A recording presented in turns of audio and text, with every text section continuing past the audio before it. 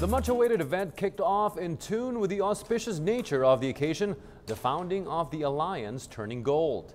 This powwow of the alliance's top economic managers called into review the success obtained over the last 10 years and hashed over the ways and means to sustain this progress well over into the next decade.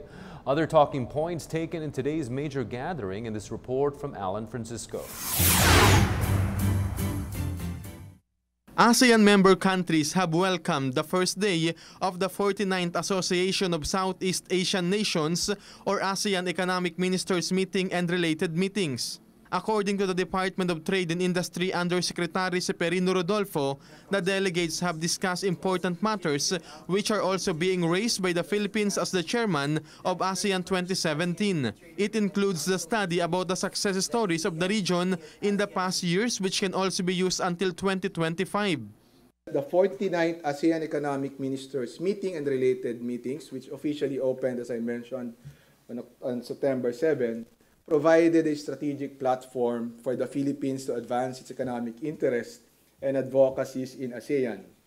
We note that ASEAN's top trade officials called on President Rodrigo Duterte on September 6. They also tackled the online trading and inclusive business. Exchanging of knowledge and skills among ASEAN citizens was also approved by the representatives.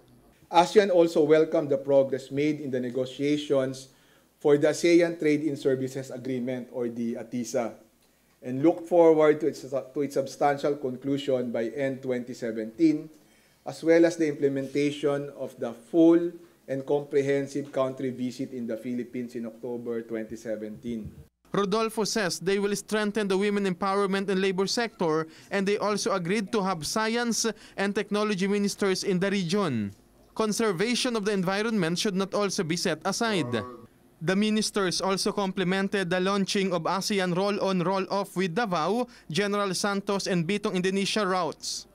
The Philippines will continue pushing the theme of inclusive innovation-led growth as its thematic priority under the ASEAN Economic Community.